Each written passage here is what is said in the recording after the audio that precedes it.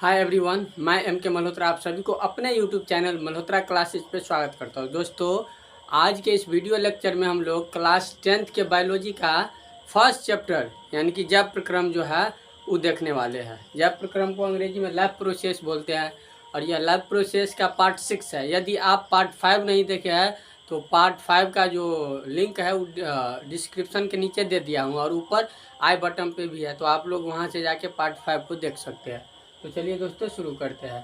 तो आज हम लोग देखेंगे मानव दांत यानी कि ह्यूमन टूथ के बारे में। तो दांत को अंग्रेजी में टूथ बोलते हैं और टूथ का प्लूरल फॉर्म टीथ होता है। चलिए अब इसके बारे में हम लोग। तो दांत जो है मुख गुहा के ऊपरी तथा निचले जबड़ा में स्थित रहता है।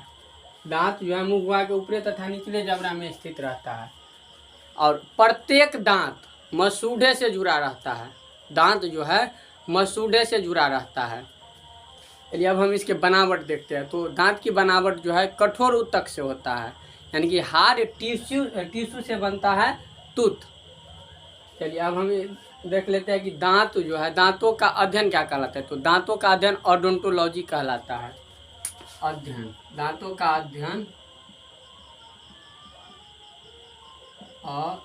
ओडोंटोलॉजी दांतों का अध्ययन और डेंटोलॉजी कहलाते हैं यानी कि वह विज्ञान का वह शाखा जिसके अंतर्गत दांतों के बारे में अध्ययन किया जाता है उसे ओडोंटोलॉजी कहते हैं।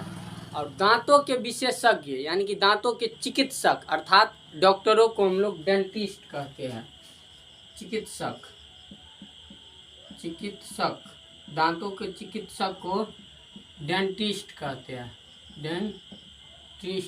हैं। दांत के अध्ययन डॉक्टरों को डेंटिस्ट कहते हैं। और दांत का कार्य क्या होता है। तो दांत का कार्य भोजन को काटने, चीरने, फाड़ने तथा चबाने का होता है। दांत के मदद से हम लोग भोजन को काटते हैं, चीरते हैं, फाड़ते हैं तथा उसको चबाते हैं।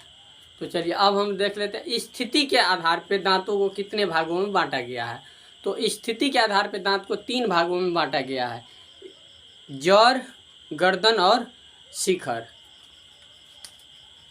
यानी कि फर्स्ट पार्ट होता है स्थिति के आधार पे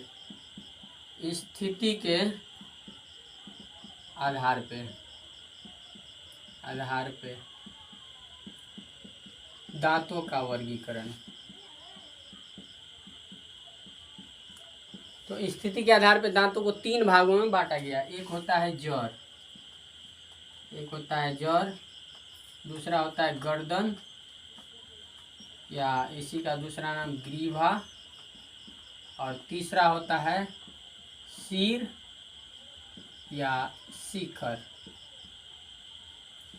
तो दांत का वह भाग जो मसूड़े के अंदर धंसा हो उसे हम लोग जड़ बोलते हैं यानी कि रूट। और दांत का वह भाग जो यानी ऊपरी भाग पे स्थित हो यानी कि मसूड़े से ऊपर वाले भाग को हम लोग सिर या शिखर कहते हैं। यानी कि दांत का ये ऊपरी भाग, ऊपरी हिस्सा सिर या शिखर कहलाता है और दांत का भीतरी जो मसूड़े के अंदर जुड़ा धंसा रहता है उसे हम लोग जड़ बोलते हैं।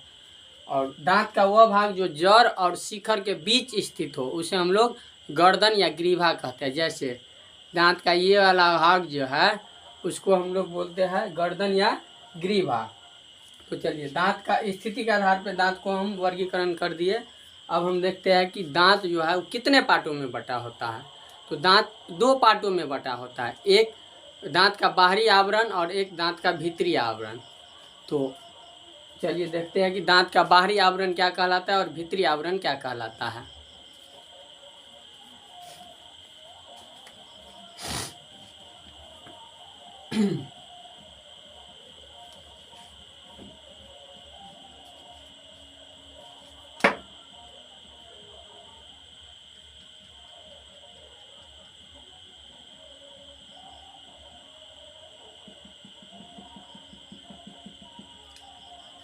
तो दांत का भीतरी आवरण डेंटाइन कहलाता है, डेंटाइन।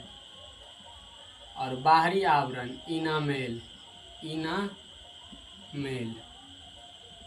कहलाता है।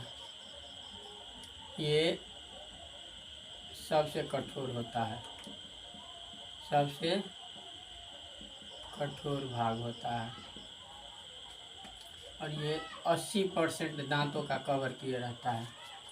तो चलिए देखते हैं दांत का भीतरी आवरण क्या कहलाता है। तो दांतों का भीतरी आवरण डेंटाइन कहलाता है और बाहरी आवरण को इनामेल कहते हैं। और प्रत्येक दांत के भीतर एक मज्जा गुहा स्थित होता है। डेंटाइन के अंदर एक खाली स्थान पाया जाता है जिसे हम लोग मज्जा गुहा कहते हैं। मज्जा गुहा। तो प्रत्येक दांत के भीतर एक मज्जा गुहा स्थित रहता है और मज्जा गुहा के ऊपर डेंटाइन का एक परत चढ़ा रहता है जो दांतों का अधिकतर भाग तैयार करता है। यानी कि दांतों का 80% डेंटाइन होता है और दांतों का सबसे बाहरी परत और सबसे कठोर भाग इनामेल होता है जो दांतों को सुरक्षा प्रदान करता है। इसीलिए इनामेल को दांतों का सुरक्षा कवच भी कहा जाता है। एक बार फिर देखिए, प्रत्येक दांत के भीतर एक मज्जा गुहा स्थित होता है और मज्जा गुहा के ऊपर डेंटाइन का परत चढ़ा रहता है जो दांतों का अधिकतर भाग कवर किए रहता है और दांत के सबसे बाहरी आवरण को इनामेल कहते हैं। यह सबसे कठोर भाग होता है और यह इसको मतलब देख लेते हैं, ये हड्डी से यानी कि अस्थि जो होता है उससे करी तथा हल्के पीले रंग का होता है। हल्के पीले रंग का होता है। इनामेल का जो रंग होता है वो हल्के पीले कलर का होता है। चलिए अब हम देख लेते हैं कि दांत कितने प्रकार का होता है। तो दांत 4 प्रकार का होता है। एक होता है कतरनक जिसे इंसीजर बोलते हैं, दूसरा होता है भेदक जिसे कैनाइन बोलते हैं, तीसरा होता है अग्र चवर्णक जिसे प्रीमोलर कहते हैं और चौथा होता है चवर्णक जिसे मोलर बोलते हैं।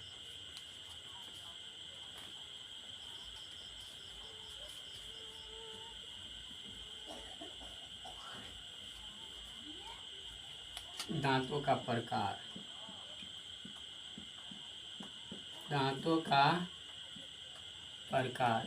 तो दांत 4 प्रकार का होता है। एक कतरनक, दूसरा भेदक, तीसरा अग्र चवर्णक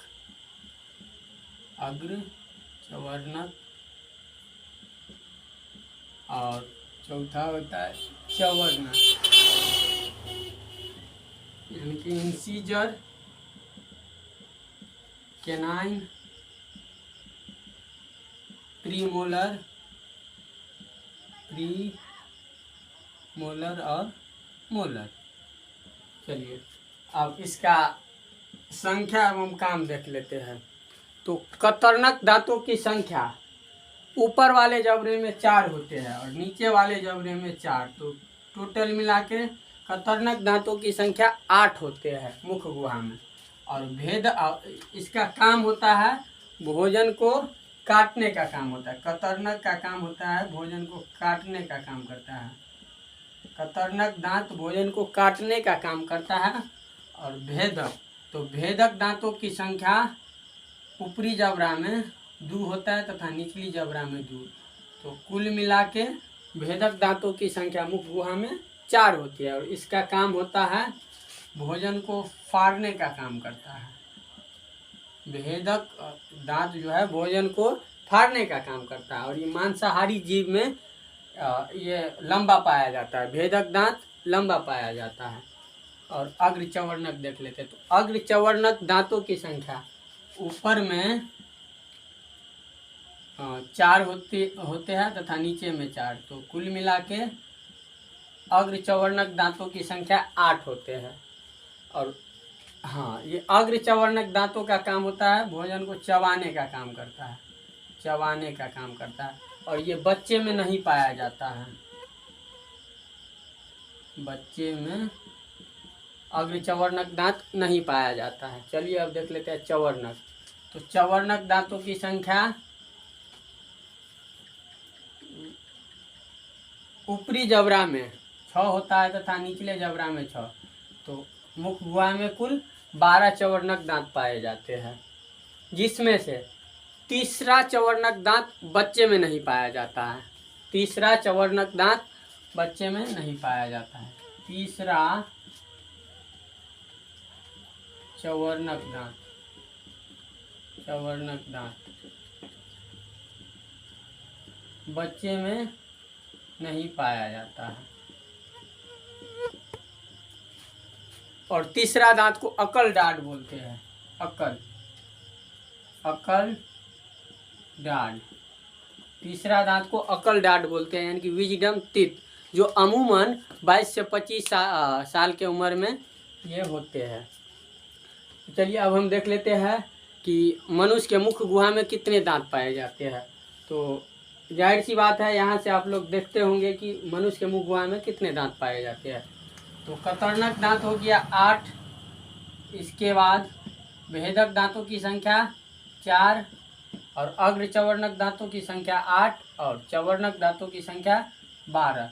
तो एक वयस्क मनुष्य के मुख गुहा में कुल 32 दांत होते हैं, यानी कि एक एडल्ट के मुख में कुल 32 दांत होते हैं। ठीक, अब हम लोग देखते हैं कि दूध वाला दांत क्या होता है और बच्चे में कितने दांत पाए जाते हैं तथा दंत सूत्र क्या होता है। तो इस तीनों के बारे में हम लोग बारी बारी से पढ़ते हैं। तब तक आप लोग इसका स्क्रीनशॉट ले लीजिए।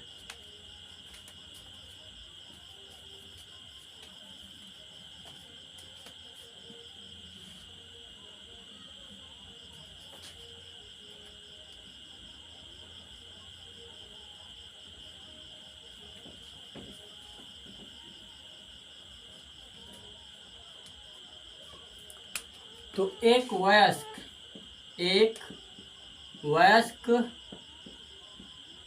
मनुष्य के मुख गुहा में कुल 32 दांत होते हैं तथा बच्चों में इनकी संख्या 20 होती है। चलिए अब हम देख लेते हैं दूध वाला दांत। दूध वाला दांत यानी कि मिल्की टूथ, मिल्की टूथ। तो दूध वाले दांतों की संख्या 20 होती है, जो अमूमन 8 माह से उगना शुरू हो जाता है तथा 12 साल तक ये झड़ जाते हैं। दूध वाला दांत जो है अमूमन 8 साल से शुरू होता है और 12 साल के अंदर ये पूरा क्या होता है, झड़ जाता है। चलिए अब देख लेते हैं कि एक मनुष्य के जीवन काल में कुल कितने दांत उगते हैं। तो मनुष्य के जीवन काल में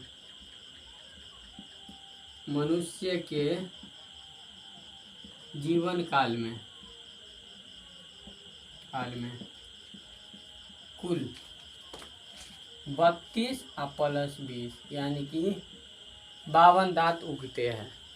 अमूमन एक मनुष्य के जीवन काल में कुल 52 दांत उगते हैं। चलिए अब हम देख लेते हैं कि दंत पलांग क्या होता है और दांतों का क्षय कैसे होता है। तो दंत पलांग, सबसे पहले हम देखते हैं दंत पलांग क्या है। तो जब कभी हम लोग मीठा चीज़ या शर्करा युक्त भोजन करते हैं और अपने दांतों को अच्छी तरह से नहीं साफ करते हैं तो वे कण दांतों से अभिक्रिया करके एक अस्थाई परत जमा लेता है, जिसे हम लोग दंत पलांग कहते हैं। इसको हम लोग समय से जब इसे साफ नहीं करते हैं तो यह अस्थाई रूप से एक परत बना लेता है, जो दांतों को क्या करता है, धीरे धीरे गलाने का काम करता है। उसी को हम लोग बोलते हैं दांतों का क्षय होना या दांतों का झड़ना। और यह कभी कभी दांतों में एक खाली जगह यानी कि गैप बना देता है, जिसे हम लोग खोधर या खुरीला कहते हैं। चलिए अब देखते हैं कि दांत की सुरक्षा कैसे किया जाए। तो दोस्तों, दांतों की सुरक्षा में दांत को दिन में यानी कि 2 बार ब्रश करना चाहिए अच्छी तरह से। एक बार सुबह में और एक बार सोने से पहले दांत को अच्छी तरह से धोना चाहिए। और साल में कम से कम 2 बार डेंटिस्ट से मिलना चाहिए। और ज़रूरत पड़ने पर कभी कभी विटामिन सी वाले पदार्थ खाना चाहिए, जैसे नींबू, संतरा एटसेट्रा। तो चलिए दोस्तों, इस वीडियो में बस इतना ही। मिलते हैं किसी अगले यानी कि दूसरे वीडियो में नए लेक्चर के साथ। तब तक गुड बाय।